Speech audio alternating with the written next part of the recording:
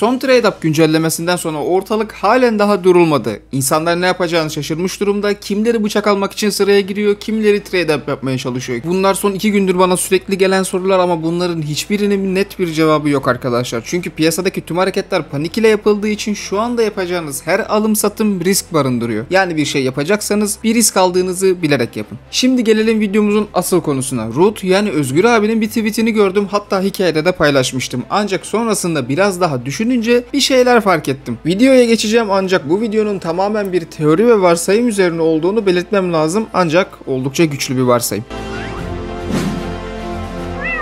Bir süredir videolarda Valve'in yeni bir sistem getirmeye çalıştığını ve buradaki pazardan daha fazla pay almak istediğini anlatıyoruz. Ve sanırım ne yapmaya çalıştıklarını artık net bir şekilde anladım. Lootbox dediğimiz sistem birçok ülkede kumar olarak nitelendirdiği için Valve'i zaten sıkıntıya sokuyor ve aslında birazcık bunu da değiştirmeye çalışıyorlar. Önceden ya operasyon olurdu ya da kasa açardık ve oyun içi eşyaları elde ederdik. Ama önce cephanelik sistemi geldi, ardından tablet sistemi. Yani artık kasalar olmadan da oyun eşyalarına erişebilmeye başladık. Bunun bir sonraki adımı da bence kasaları tamamen kaldırmak olacak. Bu nasıl olacak derseniz benim fikrim Genesis bir başlangıçtı. Tıpkı kiralanabilir kasa sistemi gibi bu tabletlerde tüm koleksiyonlara uyarlanabilir. Yani haftalık droplardan yılan kasası yerine yılan koleksiyonu terminali düşürmeye başlayabiliriz. Elimizdeki kasalar terminal mi olacak yani derseniz hayır. Yani kağıt üstünde Valve tabii ki bunu yapabilir ama uluma skini krizinde bile o eşyalar eğer silinmediyse envanterimizdeki kasalarda silinmeyecektir diye düşünüyorum. Yani eğer Rane bu videoyu da izliyorsan çizdiğin grafik tüm kasalarda yaşanabilir gibi görünüyor. Artacak.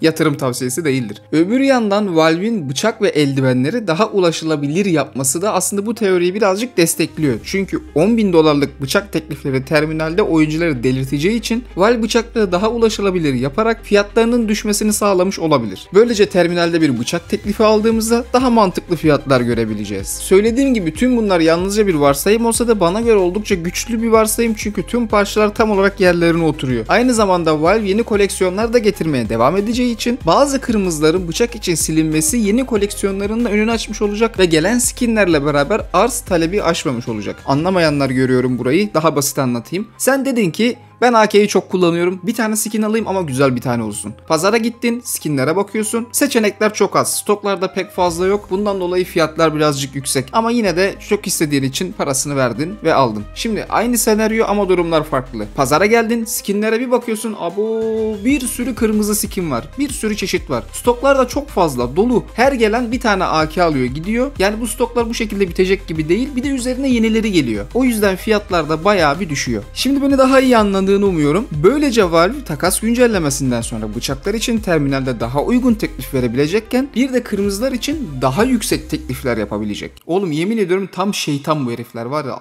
gerçekten şeytan. Durumlar böyle. Sizlerin de düşüncelerini yorumlarda bekliyorum. Müsaadenizle ben birkaç kasa daha düşürmeye gidiyorum.